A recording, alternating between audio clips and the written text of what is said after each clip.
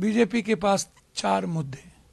पहला हिंदू मुसलमान, दूसरा अदानी जी के पैसे, तीसरा चुनाव आयोग, चौथा ईडी और सीबीआई। उन्हें ना कंट्री से मतलब, ना इस कंट्री के 140 करोड़ लोगों से मतलब, ना उन्हें एसटी एससी से मतलब। मोदी कहते हैं नहीं, आरक्षण खत्म करो, और पीछे के रास्ते से खत्म कर दिया। वो गांधी को नहीं सुनना चाहते हैं मोदी जी, वो गोडसे को सुनना चाहते हैं। वैसे ही अंबेडकर के खिलाफ आज से नहीं है, अंबेडकर की आइडियोलॉजी के खिलाफ पहले से। वो सत्ता के लिए दुनिया में कोई भी पाप कर सकता है, किसी को भी बांट सकते हैं, किसी को भी काट सकते हैं। उन्हें कोई लेना देना हिंदू या सनातन से या एसटी एससी से या ओबीसी से नहीं है। नरेंद्र मोदी जी और बीजेपी का ना तो पूर्वांचल से मतलब। वो बीजेपी के पास 4 मुद्दे। पहला हिंदू मुसलमान, दूसरा अदानी जी के पैसे, तीसरा चुनाव आयोग, चौथा ईडी और सीबीआई। 4 मुद्दों से वो सिर्फ सत्ता की बात करते हैं।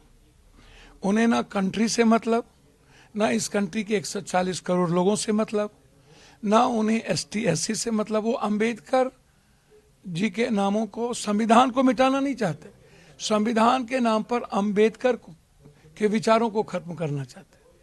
आरक्षण को पहले ही उन्होंने खत्म कर दिया, बोला आरक्षण, नौकरी खत्म हो गई, प्राइवेट में हम चले गए।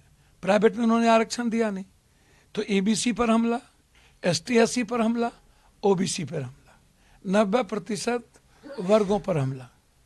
ठीक, अब आप आइए नरेंद्र मोदी जी के जाति जनगणना। राहुल गांधी क्यों चाहते हैं जाति जनगणना? कि जो किसी भी जात का गरीब है, आरक्षण के बाद, मंडल कमीशन के बाद, देश की आज़ादी के बाद, चाहे वो जो भी हो, तो यदि वो इकोनॉमिकल, एजुकेशनल, सामाजिक रूप से कमजोर हैं, उसको उठाओ।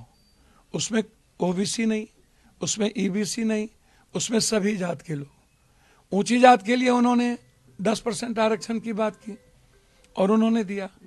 अब वो चाहते हैं कि जो ओबीसी के आरक्षण हम ऊंची जात के गरीब के लिए हमने किया है, उसमें हम 67% आरक्षण लाके उसकी भागीदारी को बराबर करें। मोदी कहते हैं नहीं, आरक्षण खत्म करो, और पीछे के रास्ते से खत्म कर दिया। अरविंद केजरीवाल एक बार भी आरक्षण पर बोलते सुने हो, या जाति जनगणना के पक्ष में बोलते हुए सुने हो? ये लोग तो कोर्ट भी गए, नरेंद्र मोदी जी। तो राहुल गांधी जी संविधान के पक्ष में क्यों खड़े हैं? क्योंकि संविधान हर व्यक्ति के जस्टिस और न्याय की बात करता है। जैसे वो गांधी को नहीं सुनना चाहते हैं मोदी जी, वो गोडसे को सुनना चाहते हैं। वैसे ही अंबेडकर के खिलाफ आज से नहीं है, अंबेडकर की आइडियोलॉजी के खिलाफ पहले से है। तो आप उठा के देखिए। तीसरी बात देखिए, नरेंद्र मोदी जी और बीजेपी का कोई एक स्कीम आप हमको बता दीजिए। फार्मर्स मर गए, 1100-1300 फार्मर मरे। पहले झूठ बोला कि हम धरना उठा लो, मैं आपको एमएसपी दे दूंगा। सत्ता में आते ही वो भूल गए, फिर 300 लोग मरे, फार्मर गया।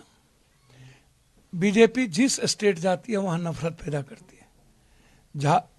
वो गए हरियाणा, वहां जाट को अन्य समाज का दुश्मन बना दिया, जाट के खिलाफ।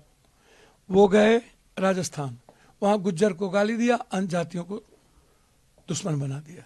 वो गए पंजाब, वहां सिखों को गाली दिया। वो गए महाराष्ट्र, वहां मराठी को गाली दिया, ओबीसी और अन्य लोगों की झूठ फूस बात करने लगी। वो गए झारखंड, वहां आदिवासी मुसलमान के बीच झगड़ा लगाने लगा। वो बिहार और यूपी जाते हैं तो जादव के खिलाफ बात करते हैं, अन्य जगहों पर अन्य लोगों के खिलाफ बात करते हैं। बंगाल जाते हैं तो बंगाली के खिलाफ गैर बंगाली, नॉन बंगाली करते हैं। मणिपुर जाते हैं तो मतों और गैर मतों की बात करते हैं।